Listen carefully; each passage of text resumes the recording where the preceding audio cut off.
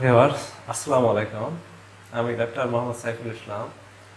আজ অনেকদিন পর আরেকটি নতুন ভিডিও নিয়ে আপনাদের সামনে উপস্থিত হয়েছি। আজকে যে বিষয় আলোচনা করব,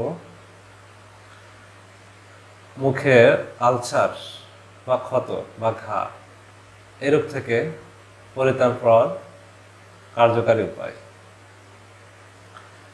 তো মূল আলোচনা দেওয়ার পূর্বে একটি কথা বলবো, আপনারা যদি আমার চ্যানেল নতুন হয়ে থাকুন এক্ষুনি সাবস্ক্রাইব করুন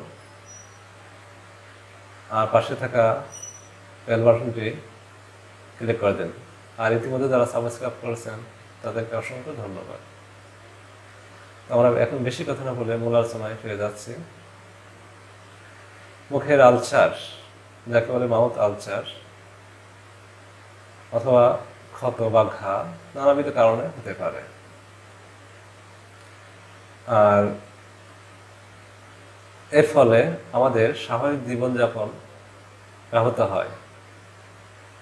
এটি সাধারণত মুখের ভিতরে, জিহ্বার নিচে, জিহ্বার চারিপাশে, মাড়ি সহ মুখের অভ্যন্তরে যে কোনো জায়গায় এই আলসার হতে পারে। আর এটি হওয়ার ফলে স্বাভাবিক জীবনযাপন করতে আমরা বিব্রত বোধ, অস্বস্তি বোধ করি। এমনকি যে কোনো খাবার খেতে কষ্ট হয় এবং সারতে অনেকদিন সময় লাগে।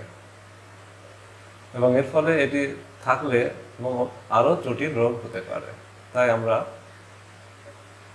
প্রথমে যখন হয়, এটি যদি সঠিক চিকিৎসা না দেয়, অল্প দিনের মধ্যে এটি আরোগ্য করা সম্ভব।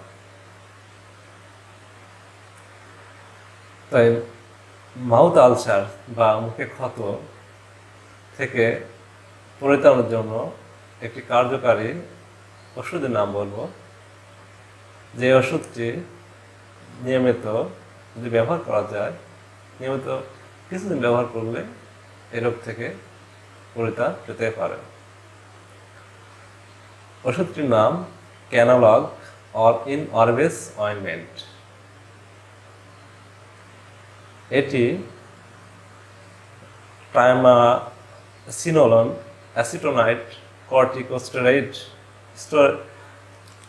স্টেরয়েড নামক ওষুধের একটি গ্রুপের অন্তর্গত। এই ওষুধটি ব্যবহার করবেন কিভাবে? এটি সাধারণত রাতে ঘুমানোর পূর্বে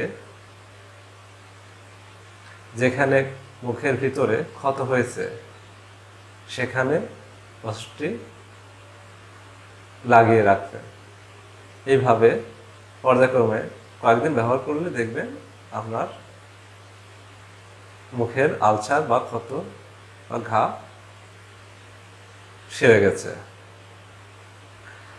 আরও ভালোভাবে উন্নত চিকিৎসার জন্য, আরও বিস্তারিত জানার জন্য আপনি নিকটস্থ কোনো রেজিস্টার্ড ডাক্তারের সাথে পরামর্শ অনুযায়ী চিকিৎসা নিন। সবাই ভালো থাকুন।